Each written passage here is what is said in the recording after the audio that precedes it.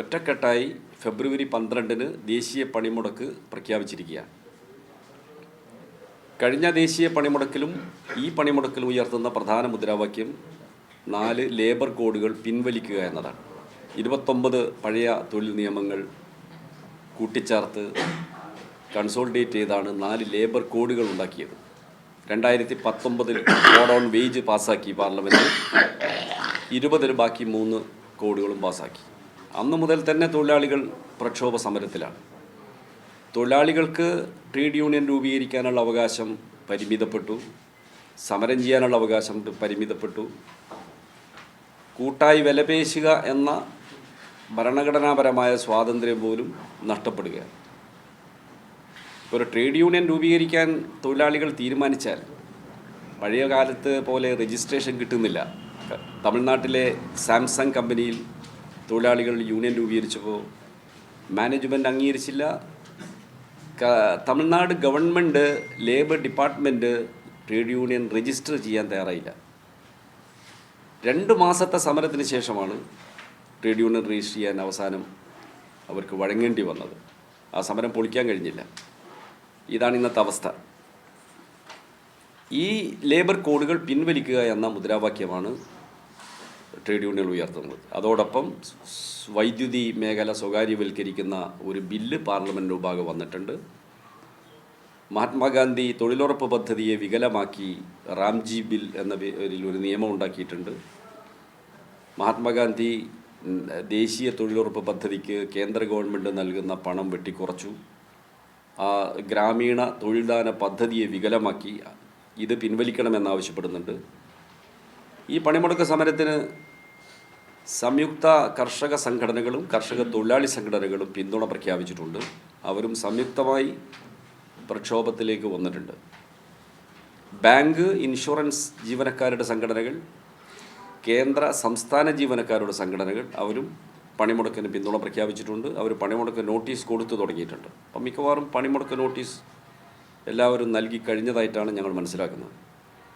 കഴിഞ്ഞ കാലത്തേക്കാൾ വർദ്ധിച്ച ആവേശത്തിലാണ് രാജ്യവ്യാപകമായി പണിമുടക്കിനുള്ള തയ്യാറെടുപ്പ് നടക്കുന്നത്. സംസ്ഥാനതല കൺവെൻഷനുകൾ, യൂണിറ്റ് തല, ഫാക്ടറി തല യോഗങ്ങൾ വലിയ തോതിൽ നടക്കുകയാണ്. പ്രചരണ പരിപാടികൾ, ലക്ഷക്കണക്കിന് ലഘുലേഖകൾ വിതരണം ചെയ്യുന്നുണ്ട്, പോസ്റ്ററുകൾ, ചുമരെഴുത്തുകൾ ഇതെല്ലാം വരുന്നുണ്ട്. നല്ല തയ്യാറെടുപ്പാണ് നടത്തിക്കൊണ്ടിരിക്കുന്നത്. പണിമുടക്ക് ദിവസം CITU തീരുമാനിച്ചിരിക്കുന്നത് 3000 കേന്ദ്രങ്ങളിൽ തൊഴിലാളികളുടെ കൂട്ടായ്മ സംഘടിപ്പിക്കാനാണ്. അതിൽ മിനിമം 1000 പേരെങ്കിലും പങ്കെടുക്കുന്ന വിധത്തിലുള്ള കൂട്ടായ്മകൾ ഉണ്ടാക്കുക എന്നതാണ്. ലക്ഷക്കണക്കിന് തൊഴിലാളികൾ പണിമുടക്ക് ദിവസം തെരുവിലിറങ്ങി ഈ പ്രതിഷേധത്തിൽ പങ്കെടുക്കും. ഇതുപോലെ മറ്റ് സംഘടനകളും തൊഴിലാളികളെ രംഗത്തിറക്കും. ചരിത്രപ്രധാനമായ ഒരു പണിമുടക്കായി ഇത് മാറാൻ സാധ്യതയുണ്ട്. ഇതിനിടയിലാണ് 2 പ്രശ്നങ്ങൾ കൂടി ചർച്ച ചെയ്യപ്പെടേണ്ടി വന്നത്. ഒന്ന്, ഇന്ത്യ ഗവൺമെൻറ് യൂറോപ്യൻ യൂണിയനുമായി ഉണ്ടാക്കിയ വ്യാപാര കരാർ അത് ഇന്ത്യൻ താൽപ്പര്യത്തിന് ഹിതകരമല്ല. യൂറോപ്പിൽ നിന്ന് ഹൈ എൻഡ് ഇലക്ട്രോണിക്സ് ഉൽപ്പന്നങ്ങളുടെയും മറ്റും ഇറക്കുമതി നികുതി കുറച്ച് സൗകര്യപ്പെടുത്തിയാൽ കമ്പോണൻസിൻ്റെ ഉൽപ്പാദകർ മാത്രമായി നമ്മൾ മാറും. 2, ഇന്ത്യയിൽ നിന്ന് കാര്യമായി കയറ്റുമതി ഒന്നും ഇല്ല.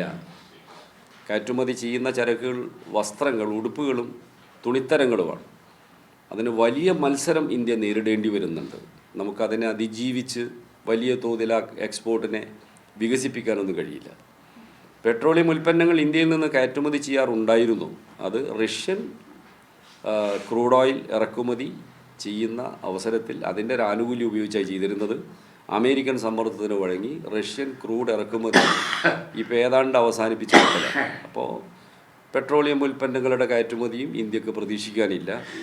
ഇന്ത്യയിലെ കാർഷിക മേഖലയെയും വ്യവസായ മേഖലയും വലിയ തോതിൽ പിറകോട്ടടിപ്പിക്കുന്ന ഫലങ്ങളായിരിക്കും യൂറോപ്പുമായിട്ടുണ്ടാക്കിയ ഈ കരാർ.